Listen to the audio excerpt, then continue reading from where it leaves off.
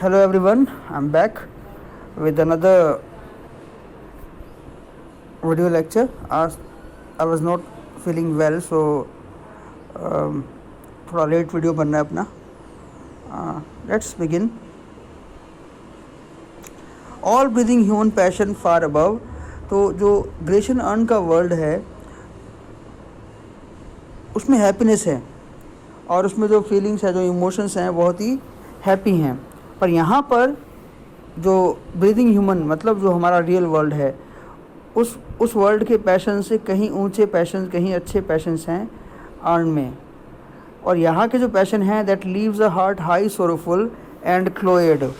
और जो यहाँ के पैशन हैं वो क्या करते हैं, ह्यूमन बींग्स को सोरोफुल एंड क्लोएड बना देते हैं, ह्यूमन फीलिंग्स को. और हार्ट वर्ड जो यहाँ पे यूज़ हुआ है वो मेटोनिमी का एग्जांपल है. मेटोनिमी तब होता है जब आप किसी चीज़ से एसोसिएटेड किसी चीज़ दूसरी चीज़ को यूज़ करते हो, उसे मेटोनिमी बोलते हैं. मैं अगला वीडियो बनाने वाला हूँ जिसमें अपन फिगर्स ऑफ स्पीच की बात करेंगे. तो ह्यूमन फीलिंग्स को वो दुख से भरा बना देता है. एंड क्लोएड का मतलब वैसे होता है डिस्गस्ट फील करना किसी चीज़ की अति से.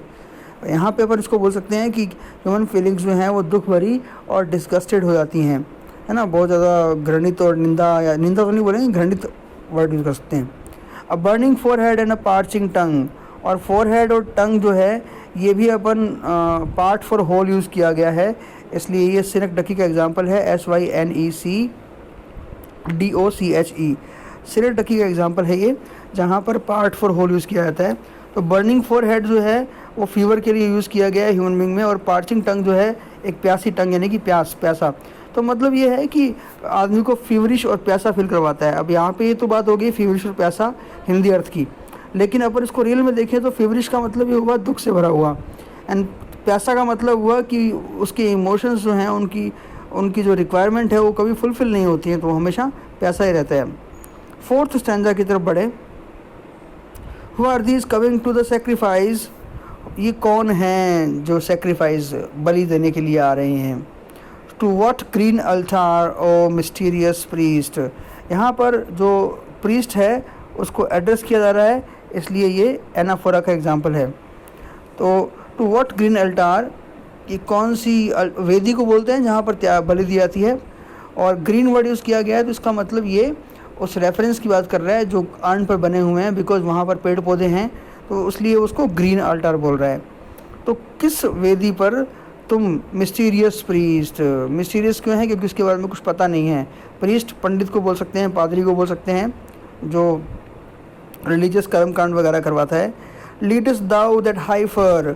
तुम इस बछड़े को लेके जा रहे हो, लीडस ले जा रहे हो, लोविंग एट द स्काईज, जो कि आसमान की तरफ देखकर रंभा रहा है दुख के मारे.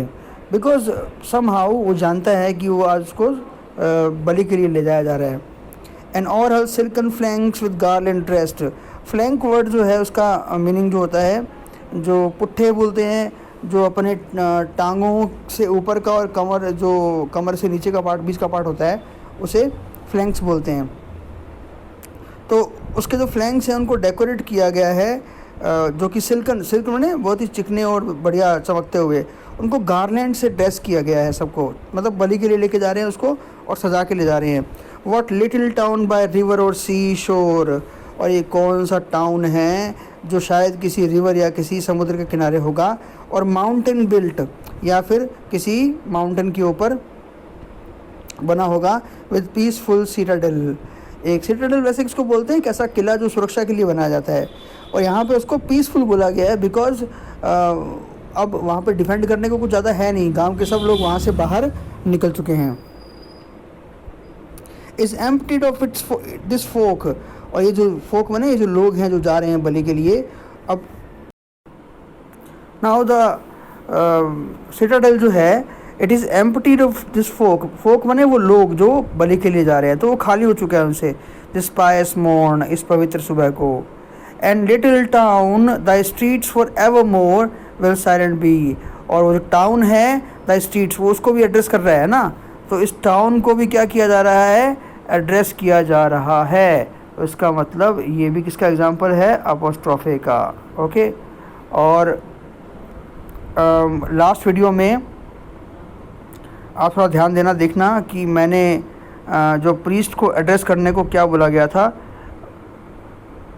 एक ही कमी है मुझ में कि अपोस्ट्रॉफी एनाफोरा जो है बोलने में थोड़ी दिक्कत हो जाती है, तो यहाँ पर भी अपोस्ट्रॉफी है, ध्यान रखना, है ना। ये भी अपोस्ट्रॉफी है, एड्रेस किया जा रहा है। और वो कह रहा है कि this pious morn and little town the streets for evermore, तुम्हारी जो स्ट्रीट्स हैं वो हमेशा के लिए विल साइलेंट भी, शांत रहेंगी। And not a soul to tell, और कोई भी नहीं होगा वाई दाउ आर डेसोलेट, तुम क्यों इतनी तन्हा या अकेली हो, कैन एवर रिटर्न, वापस लौटेगी कोई भी सोल, बिकॉज वो तो हमेशा उस अर्न में ही छपे हुए रहेंगे, तो they are not going to come back to tell कि वो खाली क्यों हुआ। It is just the assumption of Keats. वहाँ पर अर्न पर याद रखना उस गांव की फ़ोटो नहीं है,